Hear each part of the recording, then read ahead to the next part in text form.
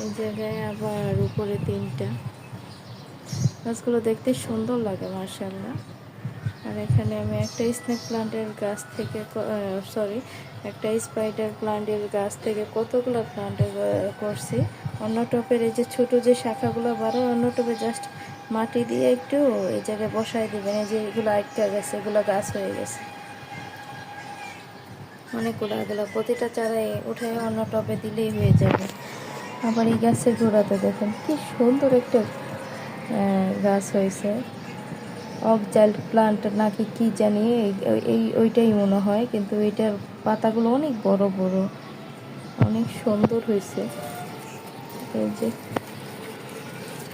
কি সুন্দর দেখতে, মাশাআল্লাহ মাশাআল্লাহ।